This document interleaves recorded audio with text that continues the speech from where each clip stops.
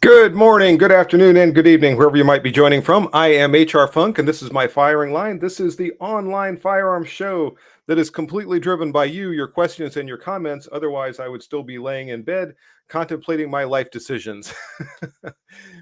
In any case, this is the first live stream since I've returned to the home office, and as usual, there were a few little glitches along the way. Some of you noticed and mentioned over here in the chat feed that I had the wrong date. So I have fixed that. It now says August 17th, 2024. And the reason that I am having a live stream this morning is because I didn't get back from my trip down to South Carolina until late Wednesday afternoon. And then I spent all day Thursday doing all the chores that needed to be done that had been neglected for the week and a half or so that I was gone. So yesterday, I finally got out and started working on a new video, but there was just no time to be able to get that completely recorded and edited and uploaded and all the way through the YouTube demonetization, appeal, and then final decision and all that in time for this morning. So I decided to just run with a live stream. And I set this I did it a little bit differently today to hopefully get notices out to more of you and then be able to start the live stream with more people who had already signed in. So I started the stream, but just kept myself out of the picture, if you will, and then decided to bring myself in at the top of the hour where I was normally going to start it. So that was the reason that if the beginning of things seemed a little bit differently today, I'm trying something new just to see if that works better for all of you. And we've got 21 people in here at the moment, which is pretty good for the beginning of a live stream. I did put a message at the very top of the chat log saying that I was going to start the video or the live stream rather at the top of the hour. So if you didn't see that, that was the reason for the delay. By the way, I hope you all have your cup of coffee this morning. I have mine. And the trip that I took down to the Carolinas, by the way, for any of you that live in that area, um, sorry I didn't have a chance to do any sort of visiting or say, hey, I'm going to be here or I'm going to be there. If anybody's has got time, it was even though I was gone for a week and a half, it was kind of a whirlwind trip because we went down. We were at Myrtle Beach for a couple of days, which is where my daughter was working a summer job during the last couple of months. And of course, while we were there, that's when Hurricane Debbie came through. So it's raining and the weather is terrible and everything else. And it basically stopped storming the day we left. We had a little bit of nice weather the day before, and it was a little bit nicer the day we left. So we had a nice day to drive from Myrtle Beach back to Columbia, South Carolina. Uh, and when we got back there, then it was all getting her moved in and getting things situated and going to the store and one thing or another. I did have a time that I managed to stop at the Columbia Palmetto State Armory. I take that back. No, I went to Palmetto State Armory when we were at Myrtle Beach. Had just a little bit of time to look around there, and uh, I'll get into this more later, but it was not one of the better trips that I've ever had to a firearms retailer anywhere, and it was kind of mirrored by an experience I had several days later when I was up in North Carolina. But I'll get into that as I said a little bit later on. And it was nothing to do with the people working there or the people inside or anything like that. Nothing like that. But like I said, I'll get into that later in the show. But we got back there, got her moved in, and Mimi had to fly back. She had to be back for her job a day early. So she flew out on this past Tuesday. So I left from Columbia on Tuesday morning after I dropped her off the airport and started driving back. But I stopped for a day and spent the evening and went out to eat with my son and his wife, who live now just south of Raleigh, North Carolina. Excuse me, just east of Raleigh, North Carolina. Spent the day with them or the evening with them. We had a great time. And that was where I stopped at the second firearms retailer that I'll talk about, which was Bass Pro Shop. Um, uh, but anyway, the following day, Wednesday, I drove all the way back from North Carolina to where I live in Ohio, at least I had a nice day for driving. I had a beautiful day, blue sky, driving through Virginia and West Virginia, which on I-77 is a very scenic route. There's trees and mountains and one thing and another. So it was a nice drive. Um, and got myself back, as I said, late in the afternoon on Wednesday, which was, I believe, the 13th, if I remember right. So had a great time in the Carolinas, even though the weather was not that fantastic. It's always great to see my daughter, visit with her. We spent some time with her and her boyfriend and her boyfriend's family. They're nice folks. If they happen to see this stream, thank you very much for your hospitality while we were there. We had a great time, and I hope we can return that sometime if you ever make it up here to Ohio. But because of all that, as I mentioned, or at least alluded to a little while ago, my video production efforts have been largely stalled. And I had 3 videos that I had completed and had uploaded and were ready to go before we left. The tribe upper versus the arrow defense or arrow precision upper, that one was completed and ready to go. The um, can't think of the name of it. Vertec Maverick 2 DBR. That one was ready to go before we left, and the Odin S flashlight. And it was a little bit of a challenge getting all those done before we left. So the final week or so prior to taking off for South Carolina, I was busy as a bee trying to get that much done. But so I did have those videos that were coming out. I hope you enjoyed those. Thanks to everyone who watched them. Thanks for the comments. Um, the video with the 2 uppers has done okay-ish. The other 2 views have been kind of low, but they typically are. I have said this before. In the firearms video world, the thing that gets lots and lots of views are the newest, latest, and greatest firearms. If you happen to be one of the people that gets something that was just released, especially if there is some hype and some marketing from the manufacturer behind it, those videos do really, really well views wise.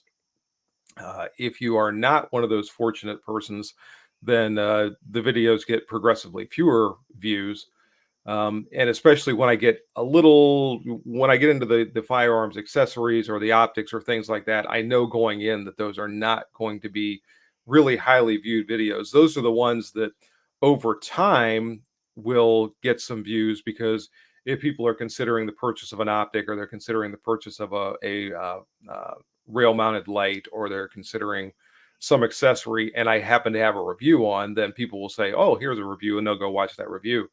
But as far as out of the gates, they don't get lots and lots of views. So in any case, I was able to at least get those videos done and get them out there for everyone. And I did conduct a live stream while I was down there, but it was not at all my greatest live stream. If you happen to see that or participate in it, again, thank you very much. But I had to conduct it in the lobby of the hotel. They did not have a meeting room or anywhere quiet that I could actually uh, go into and conduct my live stream. So I had lots of banging and clanging going on in the background. There were people that were doing various things. There were people checking in and out. There was a guy beside me that must have been getting every bottle of whatever drinks or soda or whatever were in the machine right next to me, because he stood there for about 15 minutes and it was a click clunk, click clunk, click clunk, and he was constantly getting more and more drinks out of there. So if you put up with all that distraction and participated in that live stream, again, thank you very much. I do want to get over here quick to the comments, which I have been largely neglecting since I started the show. I know a lot of you were here early on, and I want to say a special thanks to Jeff Tim, was first one in the room, Tom White, Marv Turner, Bill 1717, Tony York, B9, excuse me, KB9RAO, Marv Turner, Big Shug, Terry Barnes, Ben Crane. By the way, Ben's the one that caught my snafu in the date for today's show, I have fixed that. Hopefully that has changed in what you're seeing. I now have August 17th instead of July 20, whatever I had up there, July 17th, 2023. I've got the correct date on there now. Thanks for catching that, Ben. So hopefully I don't look quite so silly when I start this out. That's what happens when I set these up and I've not had enough coffee yet. Roy Kiefer is here. Katie Cowboy. And if I missed you, I apologize. And if you're watching and you haven't said hi yet, throw me a quick note in here so I know you're here. Disastrous Effects, Love Dogs 1954 um, says Hilux has a flash sale this weekend. I did not know about that. Those guys actually produced. They went to Camp Perry. They were there while I was gone. I did not get a chance to get up there. I guess that's not true. They were there a day or two before I left, but I was so busy I just could not get up there and say hi to them. And I wish I could have because I like those guys. I've mentioned before, Hilux is a relatively small optics company, and I have a pretty good relationship with them. And when I call there, or if I send an email or whatever, and I get a hold of Chris, or I get a hold of Corbett, or I get a hold of Scott, or whoever, and we can shoot the breeze back and forth. It's always kind of nice to catch up. They actually invited me while they were at Camp Perry to come up and go out on a fishing charter with them. They had chartered a boat that was going to go out into Lake Erie and go fishing. But as I said, I just did not have enough time to do that. So I hope they had a great time. They put up a short video when they got back talking about going to Camp Perry and some of the things that went on there. So if you haven't had a chance to see that, check out the Hilux YouTube page and you'll be able to see all the things that they've been up to. But again, I did not know about the sale this weekend. Big Shug finally got around to replacing the charging handle on my because I just wanted it 7.5 inch. Oh, maybe the Chinesium stuff works under regular circumstances, but actually got it on the vid. Uh, you can see it pop off. Well, that's too bad. Um, I want to do more with that. Those two uppers that I got that I had the video, which has now been whatever a week and a half ago. Uh, I want to get back out. I conducted the accuracy test the first time around, and I'm not sure that I gave them the best opportunity I could to do well. The optic that I had on there was one that I had available that I could just put on quick and go out and try that, and I thought it was going to be accurate enough, and it was certainly the accuracy was not poor that I was getting with most of the ammunition that I was testing. But I want to try it with something that's going to give me a little bit more magnification, that I can be a little bit more precise with my point of aim and see what happens with those things. So there's going to be a part two and maybe even a part three coming up with that test between those two optics. One of which is the uh, lower priced Tribe Defense, and the other is the it's not an extremely expensive. It's what I would call a mid tier upper from Aero Precision. And by the way, Loves Dogs 1954 chastised me a little bit a few days ago in a phone conversation for my use of the term budget when I'm talking about budget optics or budget firearms or whatever. And I think he's correct. He said that I should call them value optics or value firearms or whatever, because budget kind of has a connotation like it's not that great, whereas something that's high value for what you're paying for it uh, kind of sounds a little bit more like something that's going to give you good service, even though it's costing a little bit less. So I'm going to adopt that phraseology, I guess, moving into the future, where I'm talking about things that are high value, and I think high value might be something a term that Nut and Fancy uses too, which is probably better than using the term budget. Marv Turner enjoyed the live stream at the hotel. Well, thank you. I was also distracted during that. So whenever I have a live stream or a video or whatever, I always go back and watch it later. Even if I don't watch it all the way through, I'll watch eventually the whole thing. I'll watch 10 or 15 minutes of it. Then later on, when I have time, I'll watch a little bit more or whatever. And I was watching myself in the live stream thinking, yeah, that was not my greatest show that I ever did. But thank you for saying that, Marv. I appreciate it. Steve Detweiler, just try to be a faithful subscriber. Thanks, Steve. I appreciate that. And watch and like everything posted on my specific channels. And I'm glad you made it here. Didn't get stuck at Walmart today, so that's good. Ben Crane want to borrow the time machine? Nope, sorry. That's on loan from the feds, and I'm not allowed to even talk about it or give it out. So you're gonna have to wait, Ben. Caffeine is our friend.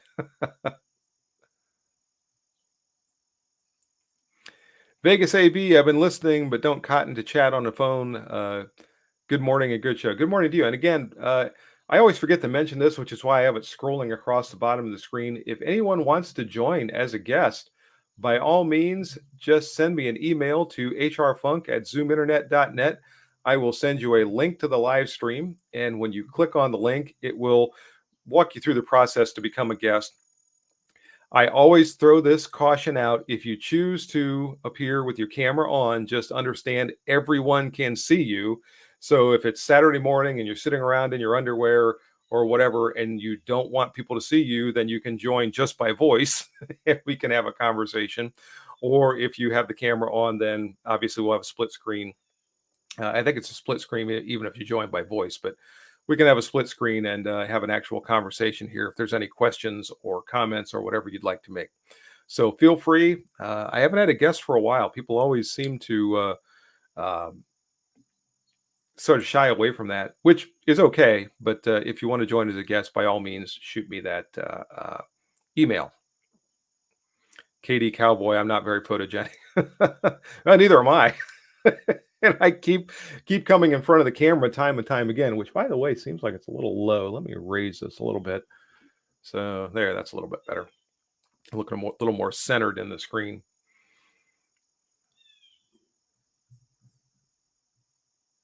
Have you had any experience with a cricket rifle? Actually, you got cricket wriggle. I have had an experience with a cricket wriggle. We had one for my daughter when she was young. In fact, it's still behind me in the safe here. We got her a pink cricket rifle. It's a nice little firearm. It's funny for me to try to shoot because it's so little. I have to try to get myself all in behind that little short stock. But it made a great rifle for her to shoot when she was little. And still, it's a fun little firearm.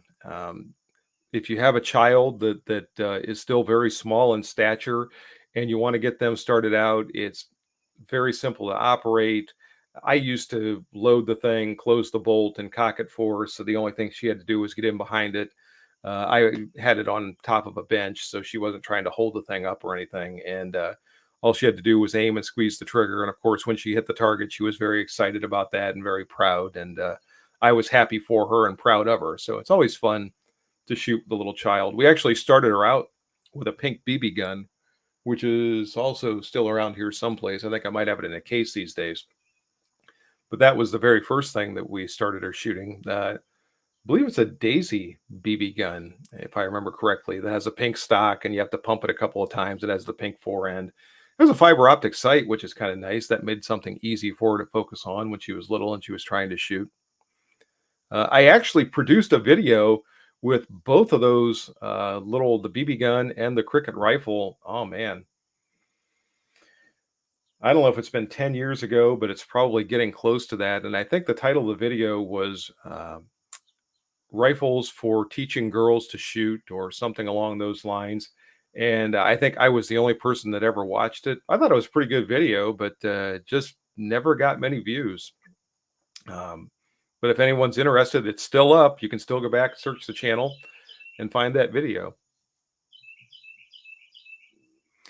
Loves Dog 1954, not budget, but instead value defined as reasonable, practically acceptable performance to cost ratio. She was stated numerous times you can't buy results. No, and a lot of people do that. I've talked about that in videos. I've talked about it in other various ways.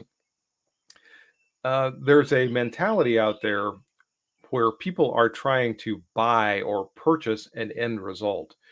If in the minds of and I'm painting with a broad brush here, so don't this is not directed at anyone here or anyone specifically, but this mentality does exist where if you just spend enough money, you're always going to win, basically. Either always going to win a match, always going to win a gunfight, always going to win whatever, regardless of the amount of time you spend working, practicing, training, preparing, thinking about employing tactics or what have you. Uh, and you don't have to look very far to see examples of where that fails. There are mm, again, I'm trying not to be critical or to direct this at anyone specifically, but I think we've probably all seen someone who has an extremely expensive rifle system with the optic and the rifle itself and bipods and all kinds of gadgets attached to it and everything else that's just not shooting that well. And that's just a great example of where all the money in the world didn't make that person a better shooter. It just made them poorer.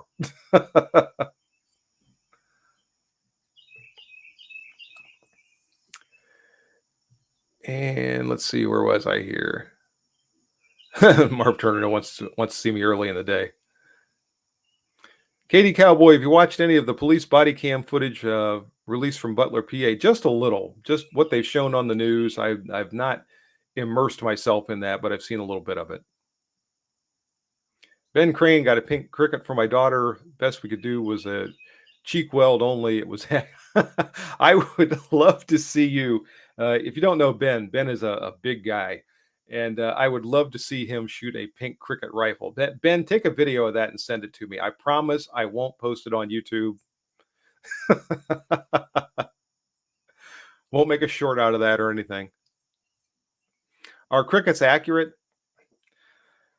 They're accurate enough for their intended purpose.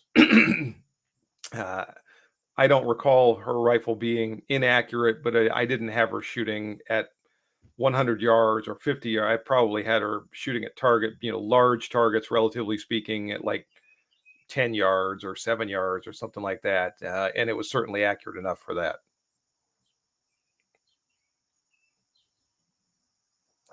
Tony York, crickets we bought were very accurate. Okay, good.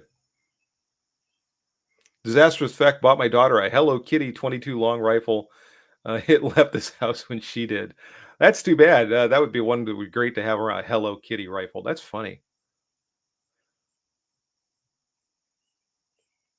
Yeah, the little peep sight on those things gives you a pretty decent sight picture. I mean, aperture sights usually do. It works well enough.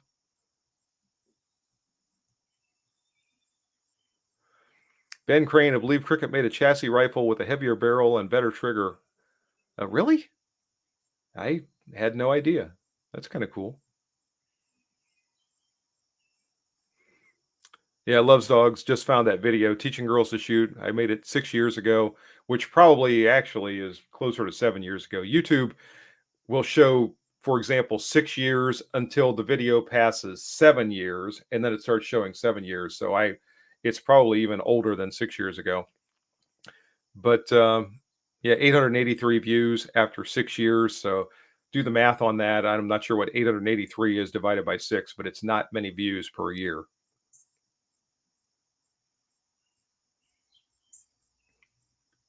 Roy Kiefer, it's much easier to buy results than to devote time, effort, and sacrifice and earn excellent results. That's absolutely true. And again, you don't have to look very far to find examples of that all over the place, and not just in the firearms realm, but virtually any human endeavor. Terry Barnes, enjoy your videos and learn a lot. Well, thank you. Thanks a lot, Terry. I appreciate that. I did make some notes on things that I was. Oh, I know. I was one of the things I was going to get into, and I mentioned this very briefly as I was getting started here. I went to both Palmetto State Armory while I was in Myrtle Beach, away on my trip, and also I stopped by Bass Pro Shops when I was there. And of course, Bass Pro Shops is huge, and I was wandering around, made my way to the firearm section, and I was actually, I guess, dismayed is the word that comes to mind. And the reason is because of the prices of everything I was looking at. Uh, I know prices for everything are up, And firearms are no exception, and definitely ammunition is no exception. But I was looking around there, and this kind of goes back to what I was talking about a little bit earlier with the value items and some of the things that I've been reviewing recently. Because I'm looking at firearm prices, and I'm thinking, how does anybody afford to buy this stuff? Or ammunition the same way. Now, they particularly Bass Pro Shops had a good selection of um, 556 ammunition. They had a good supply of 9 millimeter ammunition, and the prices on those items wasn't bad. Um, PSA had a more limited selection of those items, and the prices were closer to reasonable for Palmetto State Armory. But once you move away from those two high volume cartridges, uh, prices are kind of insane. Um, some of the online vendors you can do a little bit better. I just got some ammunition in, and you're going to see some of this coming up in a future video. I got I'll give you a little bit of a hint on this video that's coming, and when you see the title, eventually you'll know that this is one I was talking about. Something that was historically a widely used handgun cartridge, and over the years has sort of faded away, and it's been eclipsed by some of the more modern offerings. And I want to do a comparison because something that has bugged me for a while about defensive ammunition is I think back about some of the earlier ammo developments, and I'm talking about things back in the 1970s, like the Supervel, or moving into a little bit later 70s, the FBI 38 Special Load, or the Hydroshock bullets that were developed in the 1980s, and some of these others that seemed to do pretty well back when they were being used. And moving forward, we've gotten into more and more bonded bullets and magic bullets and one thing and another. And in the back of my mind, I've always had this nagging question as to whether or not we really have better ammunition these days in terms of stopping a threat, or do we have better ammunition marketing these days, convincing us that we should spend more and more money on newer and newer ammunition developments that may or may not actually give us better performance? So I want to take a look at something with that going forward, and I, I want to give this one some thought because I want to produce a video that's going to be interesting and educational, not just me cranking off a couple of rounds saying, yeah, well, that seems like it did pretty well, or no, that's not any good, and the new stuff is better, or it's not better, or whatever. So, whenever I come up with a good test protocol, I'm going to start working on that video, and hopefully, it's something you'll all find interesting. But anyway, back to what I was saying about the prices on the various ammunition and firearms. That there was a this was at Bass Pro Shops in Raleigh, North Carolina, and I don't know if there's more than one, but the one that I was in was on the north side of Raleigh, and they had a Smith and Wesson Model 67, plain old stainless steel rendering of the Combat Masterpiece. And I don't know how old it was. I didn't ask to look at it and have them taken out of the case or anything else. Uh, Probably with the style of grips that were on it, I'm guessing late 70s manufacturer, maybe early 80s, something like that. Nothing special about it, just a stainless steel Combat Masterpiece. Um, 999.99. So $1,000 for a revolver that probably sold new for 200, 250, something like that. And I realize there's some collector value associated with older Smith and Wessons that are the pre-lock and all of that stuff. But still, $1,000 for a 38 special, decades old revolver. And of course, all the newer Smith and Wesson revolvers around it were that much or more, or at least within sight of it, probably anywhere from $800 to whatever the Performance Center models go for, 1,500, something like that. Semi-autos are right there with them. And I looked at some of the things that I have reviewed that also happen to be in the case there, like the Masada. They actually had a Masada Tactical with the OD green frame, which I had been led to believe was kind of a unicorn firearm. But they actually had one there, and it was for whatever 449, 489, somewhere in that neighborhood. They had a standard Masada right beside it for roughly the same price. The other various things in there, the Tauruses, some of those, the Charter Arms revolvers were still at least in a range that I would call affordable. And of those that I have tested, the performance has been good. A lot of I'm a fan of the Masada. Same thing with the Keltecs back behind. The sub 2000s were there. Some of those were on sale. There were various ARs, and of course, the Daniel Defense ARs and the LRWC, and some of those are way up there price wise. And then you've got some of the others, the Deltons and the PSA, of course, had their own that are far more affordable. And I'm looking at some of these firearms and, of course, the ammunition and thinking about for the average shooter. Now, I'm not talking about necessarily the professional, where certain things, for example, if an AR is living in a police cruiser here in Ohio and it's going year round through the changes in temperature and humidity and getting out in rain and one thing and another, it's almost got to have a chrome line bore or a nitrided bore or something like that, so you're not getting rust and corrosion down inside there, uh, which is going to be something that's going to drive the price up a little bit. But for the average person that's going to have an AR, go out and shoot it once in a while, and then it's going to live in a safe or wherever, those lower price rifles are probably going to serve them just fine. And the ones that I've tested, and that's part of the reason I'm doing this test with the Tribe Defense, because here's an upper for whatever they go for. I think they were less than $300 the last time I looked on Optics Planet. Uh, that you could source a lower, either one you build yourself or one that's built that is locally in a gun shop somewhere. Put the two together, have yourself a fully functional AR for, I don't know, probably under $500, all said and done, and have a perfectly shootable, serviceable rifle that's going to make you happy and allow you to do whatever you want to do with it, um, for far less than you're going to pay for some of these really top end rifle systems. Same thing with optics, and I think I've been gravitating more this way in my reviews and my comparison videos in recent years, because we just have seen these prices getting so outrageous with even what used to be mid-tier. Looking at Smith and Wesson, looking at Colt, there were some Colt revolvers in those gun cases I was talking about. Those things are $1,500, give or take, depending on which one you're looking at. And it's just darned expensive.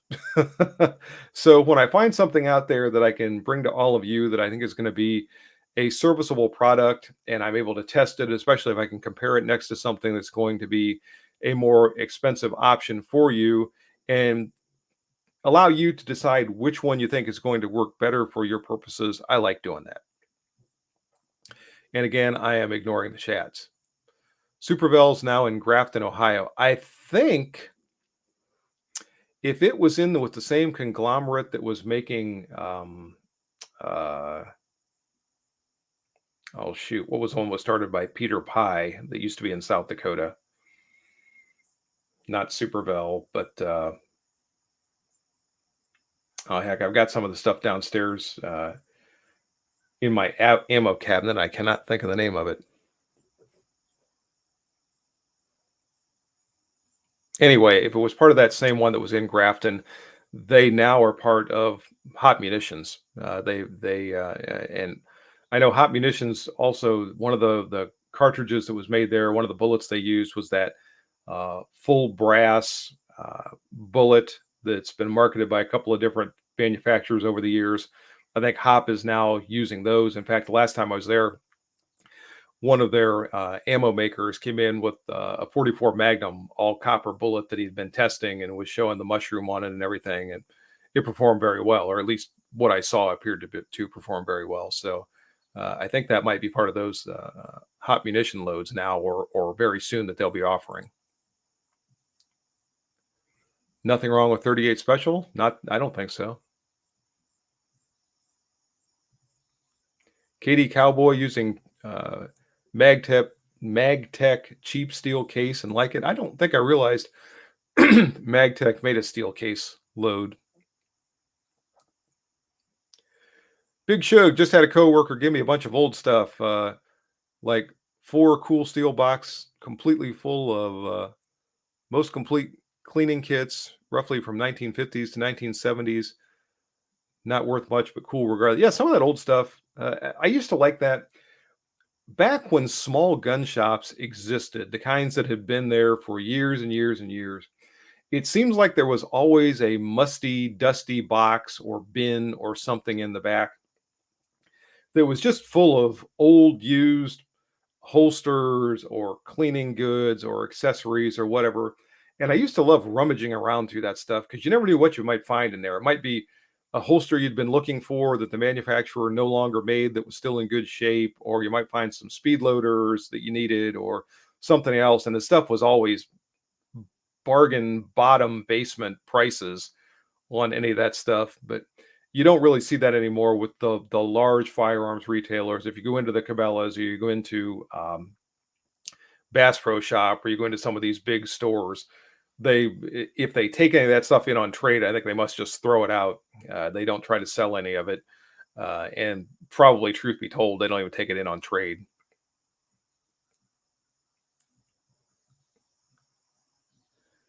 Tony York never cared about the Smith and Wesson locks. That's a paraphrase.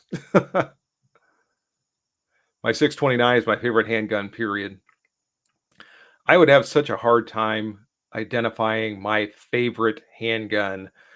The best I could hope to do would be favorite categories of handguns, like favorite revolver, favorite poly striker, semi-auto, favorite 1911. But I'm not entirely sure I could even narrow down some of those. Rich Power's Golden Saber and 357 mag used to be the ammo to carry. Wonder how it compared to today's ammo. I've still got a few rounds of that in 357 Magnum, and I liked that stuff back when it was being made.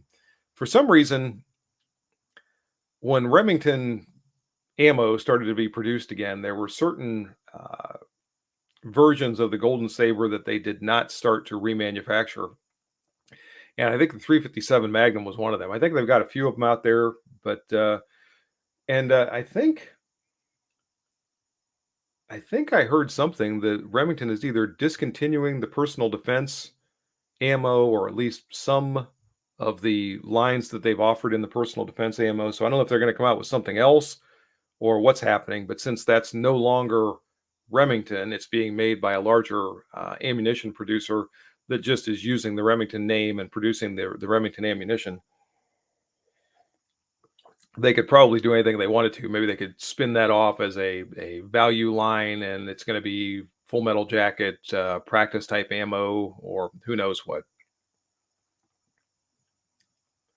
Dan the Wolfman is here, and he's headed back to GOA Goals event. I saw some of your. I didn't get to actually watch the videos, but I saw the thumbnails of your videos that you've been making from the Goals event going on down in Knoxville. So that's cool.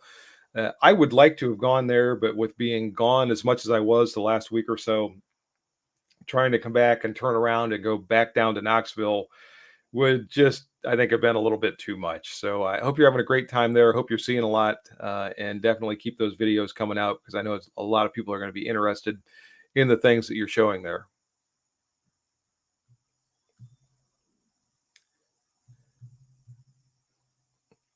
Roy Kiefer, often this pricing results from the more money than brain syndrome. Directly relate Americans' penchant for immediate gratification and purchase results. I'm sure there's some truth to that, Roy. Love's dog. No, not Glazer. It's the all I can think of is Def Tech, not Def Tech. Is that it? Was that the high velocity one that used to be made in South Dakota, Def Tech? Whatever it was, that's also now owned by House of Pain Munitions.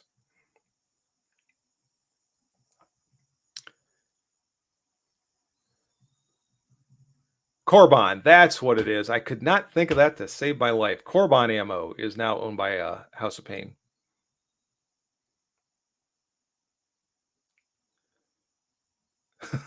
Katie Cowboy's having a rough time with his, breakfast sandwich. 9 BPLE. I wish I had a ton of that stuff. I used to like that load. We carried that as a duty round back in the 1990s. I think I've got a few rounds of it around here someplace. I think Federal might still make a run of that every now and again, but I thought that was a pretty darn good 9 millimeter load. Dan the Wolfman having to check a box of junk on the way out.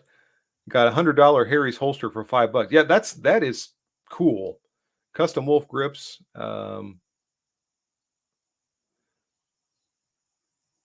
And wait, oh, a couple of guys got excited. One pulled out a Smith and Wesson Model 2444 Special. Yeah, that Model 2444 Special, that 3-inch model. Actually, I always like the 624 that they came out with in the early 80s. That special run they did is one of those firearms I have always wanted. And based on the prices I've seen, the few times I run across one these days, I doubt that I will ever own one. But they were just really cool little wheel guns. I wish Smith and Wesson had done more than just one run of them. Roy Kiefer had many boxes, 124 grain, 357 Magnum, Golden Sabers, absolutely adequate for decades into the future. Yeah, that was for anybody that doesn't know. It was a mid-range 357 load, so it was a 124 grain 357 Magnum that I think was running at something like 1,200 feet per second, or just a little above that, out of a 4-inch barrel. So it was not the typical full power 125 grain or one, yeah, 125, I think 125 grain 357 Magnum at 1400 or 1450 or whatever. So it gave you a little better performance than you would get with a 38 Special Plus P or something like that, but you weren't dealing with the recoil that you would with a full power 357 Magnum load. So it made a great load for the K-frame Magnums, the Model 19s, the Model 65s, the 2.5-inch revolvers, the 3-inch Ruger SP 101s, all those kind of things. Um, and it was just a good 357 Magnum load that now is no longer available, and that's too bad.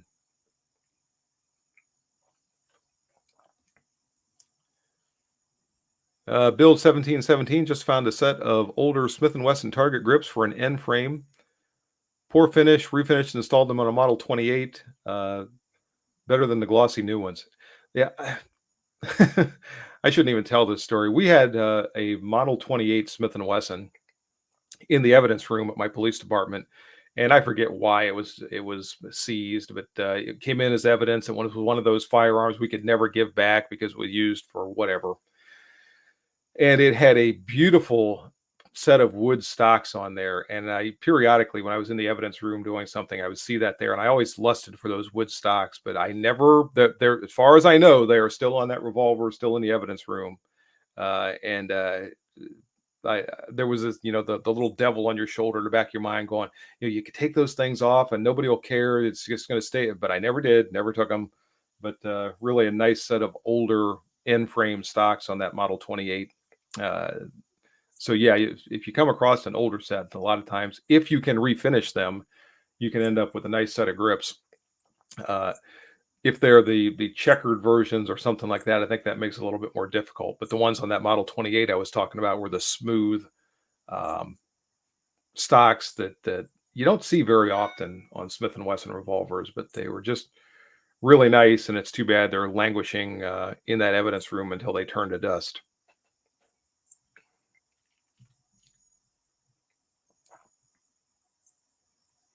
Oh, looky there. Love's Dogs 1954 found a source for 9 millimeter BPLE, 29.95 a box for 50.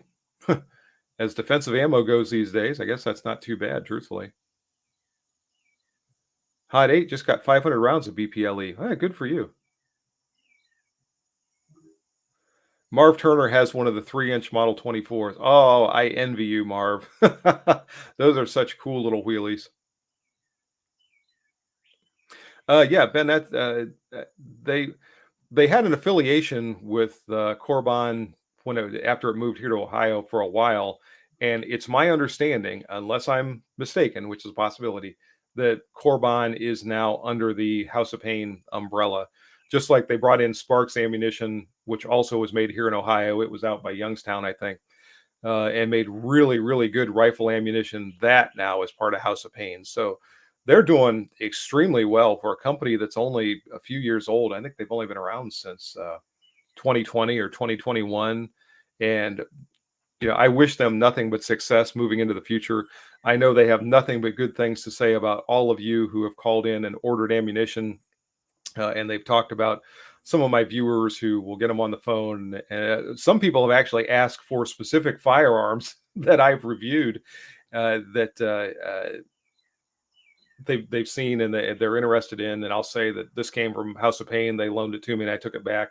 And they've called in and said, I want that revolver, pistol, rifle, whatever that he reviewed. And one of the things that I do, I don't know if I ever mentioned this before, when I get one of their firearms on loan that they will allow me to take out and review, if it's not one that I'm going to purchase and I take it back to them, I try to once in a while I forget, but I try to put a little letter in there to the future owner of that firearm that says, "Congratulations on your purchase of whatever it is." I list the firearm with a serial number.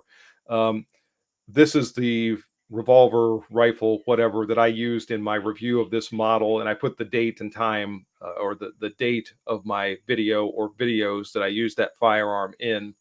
I hope it gives you years of success. Yours truly, Howard R. Funk, and I've got my little picture on there and stuff like that. So I don't know if that makes any difference to anybody out there, but it's something I try to do, uh, so that if they do like that or they do appreciate it, they can go back and they can sit down with their family or their friends and say, hey, look, that's my rifle, that's my pistol, whatever that he's shooting in this video, and here's how it did, and it was a tack driver, or it's a tack driver for me, and that guy sucks as a shooter, or whatever they want to say.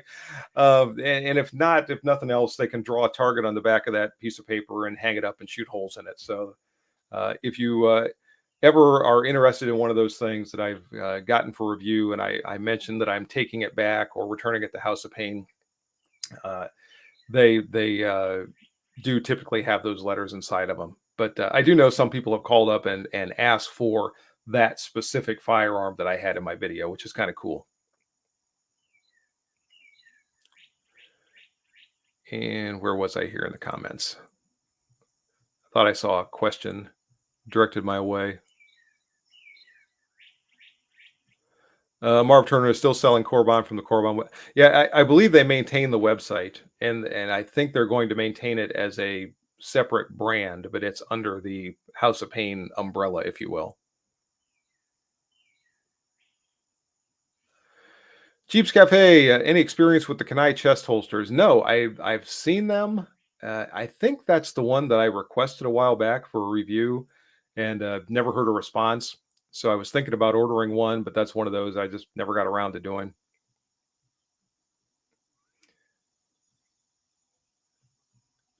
Uh, Katie Cowboy been using a craft holster at OWB and love them. Yeah, craft holsters are really good quality holsters. The leather is kind of stiff. It takes them a while to break in, so if that's a concern, just be aware of it. But they are good holsters.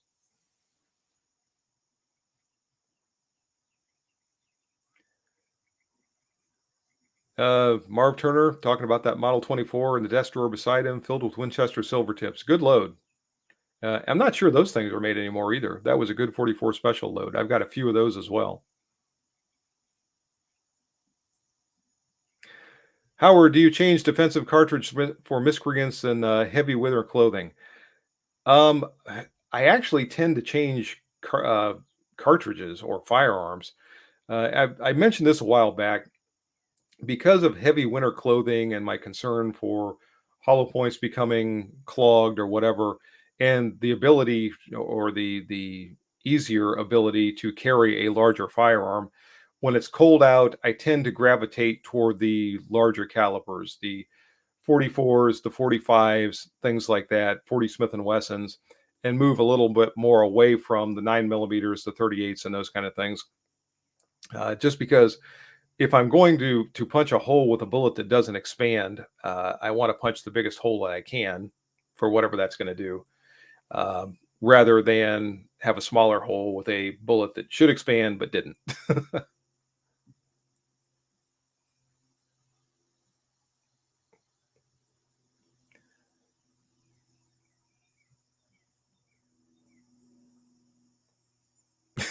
Love's Dog 1954 is now giving me a hard time about that firearm or that Model 28 in the evidence room.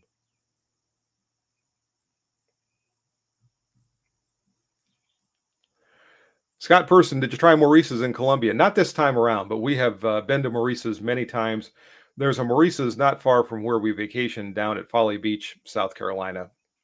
And normally, every time we go down there, that is a regular stop for us. So we are well acquainted with Maurice's barbecue. Disastrous effect. I like to use my 1 centimeter hole puncher for the winter. And I am starting to run low on coffee. And we've been at this for a while now, coming up on the hour mark, but I'll keep it going for as long as there's interest. How many people do we have? 44 people in here for today. So that's great. Thanks again to everyone who's joined. See if I have any notes down here for things that I didn't mention yet. Um, I talked about the ammo test that I've got coming out, hopefully sometime in the near future. I have got a cool historical rifle that's going to be coming up for a review in the near future. I've got to get over to House of Pain and pick it up. And from my house over to there is probably half an hour drive, something like that. And I just got a message from him the other day that the rifle is in, and I have got to get there because I cannot wait to get this out on the range. And unfortunately, right now, this is one of these times where it seems like everything for review has come in at one time. And I'm thinking, oh man, I got a bunch of stuff that I got to do. So I now the good news is moving forward, the videos are going to be coming out pretty routinely. The bad news is I got a lot of work to do. um, I don't think I've got anything like a trip coming up or anything else that's going to impair my ability to work on these videos. So watch for these, but I cannot wait to get that rifle here and get it out on the range and start working with it. And I'm probably going to do sort of a historical retrospective on this rifle and give you all some information about it. I've got another value versus more premium optic review that's coming up, so that should be fun. I've got an interesting shooting accessory that I've not used before, so I'm going to be looking forward to working with that and seeing what I think of it. So all those things are going to be coming in the near future. I've talked about that ammunition, historical defensive ammo video that I want to start working on. As I said, that one's going to take a little thought. Never my strong point, but I'm going to give it my best shot. And what else do I have? Oh, I know one of the things some of you asked me um, when I concluded part one of that battle of two uppers was the M193 ammunition that I was using when I conducted that test. By far was the least accurate ammo that I tested, but I was testing it out of the Tribe Defense, which has a 1 in 8 rifling twist rate, and out of the Aero Precision, which has a 1 in 7 rifling twist rate. Now, some of you know when the M193 or the 556 NATO cartridge was originally developed, it started out with a 1 in 14 inch twist rate, and then it was optimized around the time the A1 rifle was adopted with a 1 in 12 inch twist rate. So I want to get out there. I've got my Fulton Armory AR 15 or FAR 15 A1 that has the actual 1 in 12 twist rate, and I want to go out and try a accuracy test with it with the proper twist rate and see what kind of accuracy I can get from that M193 ammunition. and see if it does a little bit better than we were getting with those faster twist rates. I don't know the answer to that, and I think it'll be fun to find out.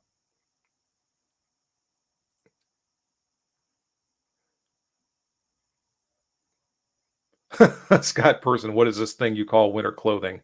In a couple of months, I will be dressed in it in my videos, so I'll be sure to point that out to you.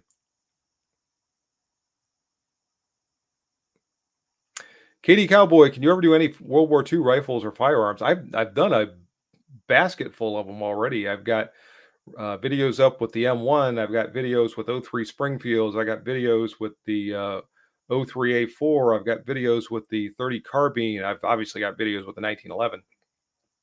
Trying to think if there's any other World War II firearms. I never did a 1917 rifle in a video, and I've only ever been able to shoot those a couple of times, but wouldn't mind doing a 1917 rifle. I've never done a Mauser. I've never done a the Russian rifle, Mosin.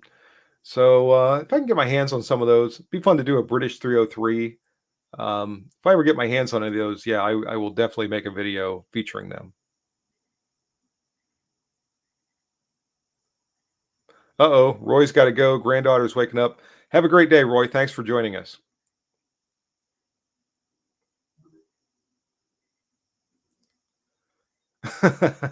Jeff Tim is describing the apparel here as it's purchased from the clothing dealers, the haberdasheries, if you will.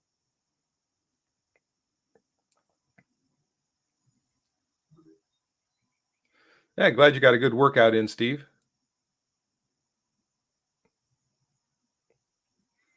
Ben Crane had great luck with Fiocchi. I think that's what you're spelling there, Fiocchi ammunition. I've used some of their stuff, and it's definitely been good ammunition. I've never had a problem with it. Scott Person, North Carolina, winter clothing is switching from shorts to jeans. It was a nice day when I was in North Carolina last week. Uh, the evening or the day that I got there, I the route that I took out of Columbia, I did not want to drive around or through Charlotte because if anybody's ever driven through Charlotte, North Carolina, it's kind of a nightmare. So I took a different route and went out of Columbia on Interstate 20 and then went north on 95. Uh, so I actually got to drive by where the Lizard Man lives. Some of you heard me talking about that in the live stream from the hotel that I did. Didn't stop in Bishopville, but I did drive by. Didn't see the Lizard Man, so that's too bad. But came up 95 then. And what is it with I-95 in North Carolina that virtually the entire route is under construction? Every single interchange has some kind of construction going on, and there's a lot of construction on the highway itself. That was kind of annoying, but I did make it to Raleigh, and I started out saying a beautiful day. I know they had some issues with the hurricane when it went up through there, but everything had been, best I could tell, cleared away by the time I got up there. Of course, when I got out at Bass Pro Shop, it was just enough time for it to start raining again. But it cleared up later in the evening, and we had a nice evening. Got to go out and eat with my son and daughter-in-law. We got some ice cream after that, so that was fun. Uh, and again, had a beautiful day the next day, driving all the way from North Carolina back up here to Ohio.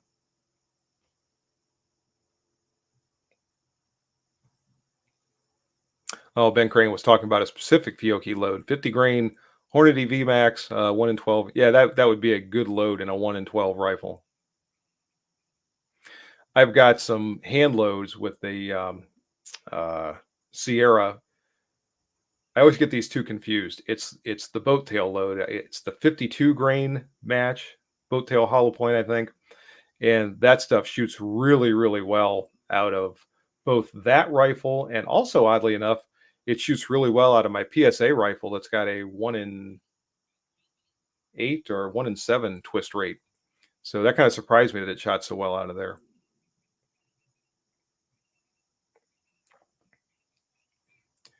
Disastrous effects, Miss Louisiana winters since you've been in Missouri. Yeah, Missouri would probably have a little bit harder winter than Louisiana, depending on how far south you were in Louisiana.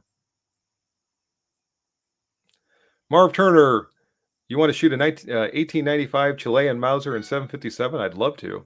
Never shot anything like that. Trying to think if I've ever shot a 7 millimeter of any sort, and I don't think so.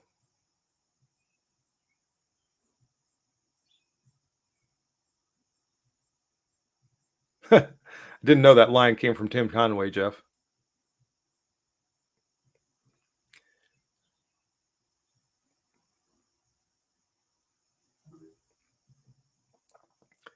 Tim says you young kids won't remember, but Tim Conway was a comedian from Chagrin. I knew he was from. I didn't know he was from Chagrin Falls. I knew he was from Ohio, somewhere up in the Cleveland area. I think he actually didn't he get his start on one of the Cleveland TV channels. I want to say he did, but I'm not sure. Then he went to Hollywood and, of course, became famous after that.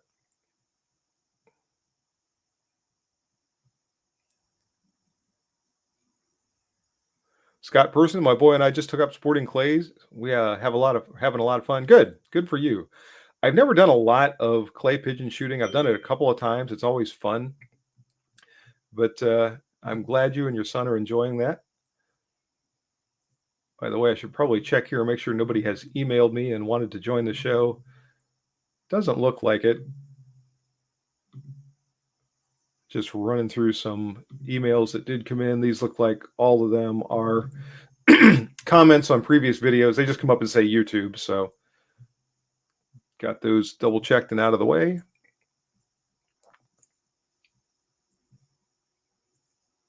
Katie Cowboy was on the Carol Burnett show.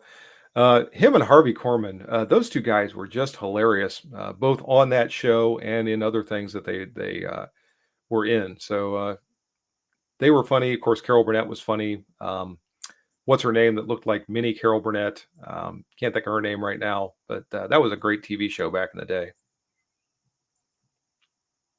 Yeah, it was Channel 8. I was thinking that I wanted to say that he used to be once upon a time on The Ghoul or on Houlihan and Big Chuck. Some of you from the Cleveland area will recognize those names. Those not from that area will think I was just speaking in a foreign language. But I think, he would come back periodically and do guest spots in their skits, I think.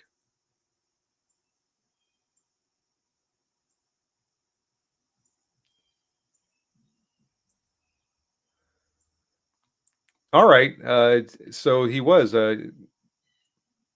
actually Loves Dogs. Yeah, you're right. It was Goulardi, not the Ghoul. That was a different show. Goulardi.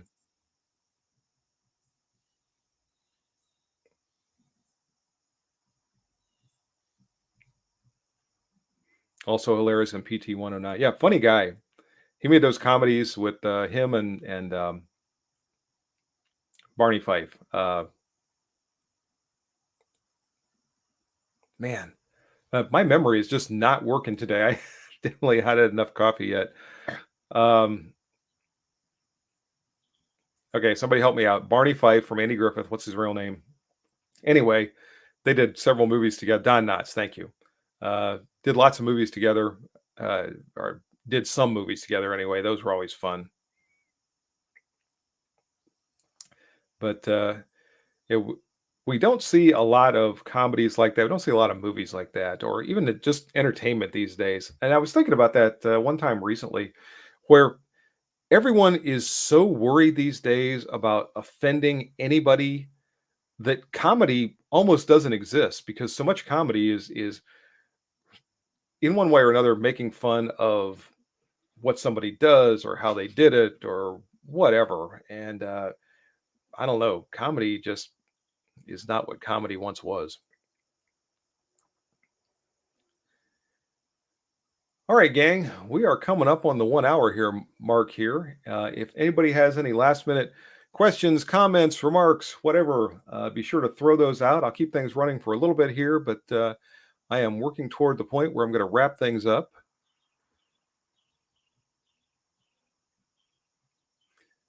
McHale's Navy. I remember watching that when I was a kid. That was on. It was one of those shows that was on late in the weekday afternoons. Like there was that and Gilligan's Island and the old 1960s Batman TV show and stuff like that. I can remember watching all those. At least that was on TV around here.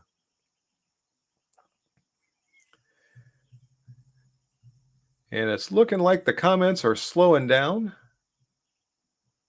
I'll wait just a little bit here to see if anything else comes up. And hopefully, I'll throw this out now. Hopefully, I'm going to have a video up and ready to go on Wednesday. I like I said, I've got a pile of stuff in here that I have to start working on. And of course, getting everything recorded and edited and uploaded and going through the whole YouTube rigmarole all is time consuming. But I'm hoping to have at least some sort of video that's going to be up and ready to go and ready to entertain you when Wednesday morning rolls around. And almost certainly next Saturday, barring anything unexpected, I will have a video for you then. So thanks to everyone who has joined. And I thought I saw another question come up. Ekman 44, can you look at my question I posted a little earlier? Can you repost it, please? Because I don't know if I'm going to be able to find it. I'll wait just a little bit here if you want to throw that back up. But I'm sorry I missed it. Sometimes when I'm talking and the chat is going over here, I will miss things inadvertently. But thanks again to everyone who has joined. I appreciate you, all of the support, participation, comments, to my channel members for your monthly contribution. Thank you, thank you, thank you. I always want to be sure to throw that out. I continue to be just amazed at the generosity of all of you who help support the channel in all the ways that you do. So thank you very much for all the contributions. And I'm watching for Ekman's question to come up again, so I hope he posts it. And will the price of 30-30 ammo ever become affordable again? I did see, where was I in my travels? Some 30-30 ammo that wasn't outrageous. It wasn't the prices that it was, whatever, 5 or 6 years ago, but it was not terrible. And I'm trying to think, I think it was at Bass Pro Shops and it was Herders, which appeared to be their store brand. And I want to say it was in the $25 range for a box of 20, but I'm not certain about that. Check the Bass Pro website and you might find some 30-30 ammo there that was not horrifically expensive. If you dislike the video, hit the thumbs down button twice. Thanks, Ben.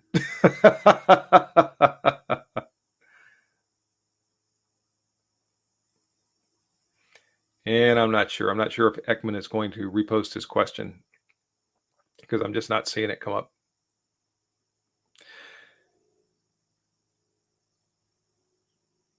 Beware the dreaded shipping charges. Yeah, and that's another one of those things. It's nice when you see things come up that say free shipping or whatever. Usually you end up paying for that. It's just mixed in with the price.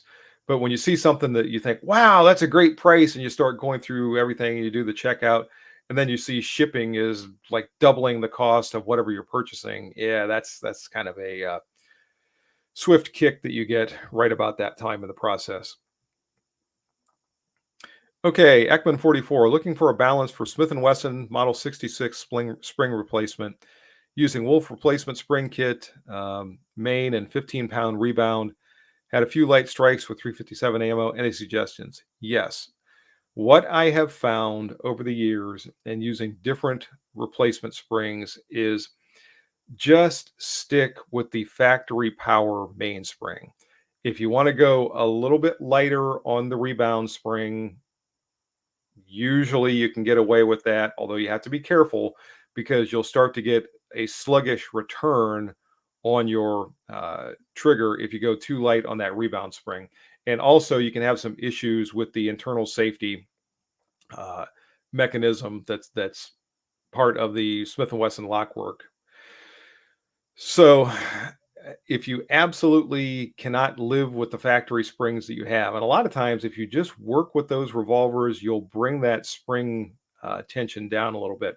But if you absolutely can't deal with it, stick with a factory power mainspring and uh, don't go any lighter on the rebound spring than you absolutely need to, and you'll probably get decent functioning with not much in the way of misfires. But if you go with those reduced power mainsprings, I have found more often than not, you are eventually going to get those. The one other thing you can try, depending upon how many misfires you're getting, is going with a little bit longer mainspring strain screw and see if that might help. Now, those things are not the easiest thing to come by, but if you can get one from Smith and Wesson or Brownells or somewhere that's a little bit longer than the one you're using currently, that might take care of it. There are some other dime store fixes that you could try that I've never had a lot of luck with, but you might want to give that a try just to see what happens.